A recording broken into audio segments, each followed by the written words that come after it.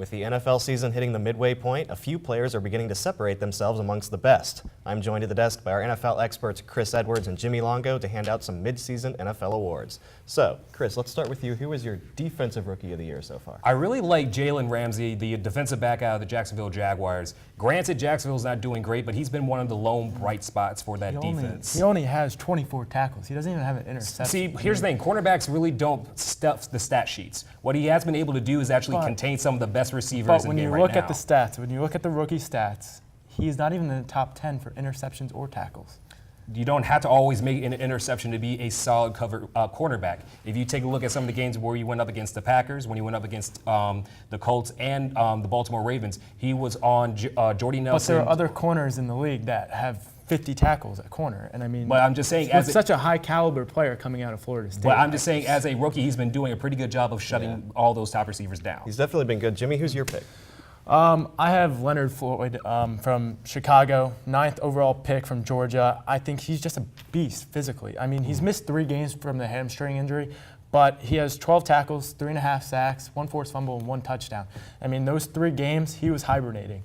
Now that he's out of hibernation, you can ask Sam Bradford. Sam Bradford last night, he witnessed that. I totally agree with you. Like, he's a wonderful linebacker, and I think he reminds me of a Brian Urlacher, so he's a great rookie candidate. I'm just saying, give a little love to the cornerback, because he's been doing a great job shutting down some of the top receivers. Yeah, absolutely. So we've covered defense, so let's move to the Offensive Rookie of the Year. Jimmy, who's your guy there? My offensive rookie is Carson Wentz. 1,500 passing yards, 9 touchdowns, but it's not even the stats that stick out to me. When you were watching him against the Cowboys, there was a play at the end of the game where he was being rushed and he was looking down the field and he got sacked. But what he did was he was calm, cool, and collective.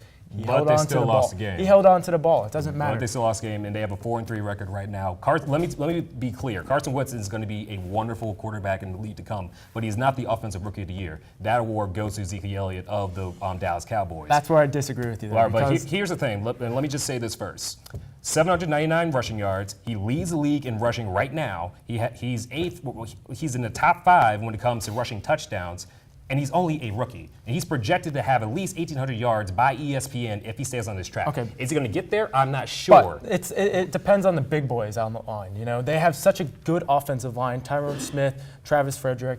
But here's the thing. Even when there's not any holes for the Dallas Cowboys, Chris, he's still going up. An 80-year-old person can run the ball behind that line. I'm sorry, Grandma, I love you. But it's true. He's been impressive. It's very true. Wentz has been really surprising, though. So both of those picks I like. But now let's move away from rookies. Let's go comeback player of the year. Chris, what do you think? I'm going with another running back. I'm going with DeMarco Murray of the Tennessee Titans. Because here's the reason why. Last season with the Philadelphia Eagles, had like 700 yards, 300.5 yards per carry. This season, he has about 750 yards. He's second in the league in rushing behind Ezekiel Elliott, who's going to be the offensive rookie. But as I digress, I'm just saying, to come back from a lackluster production last year to being second in the league in rushing right now and projected to be over 1,000 yards again, that's what I think is comeback, because it's all about production. He's coming back to the DeMarco Murray we once knew when he was with the Dallas Cowboys. Absolutely, yeah.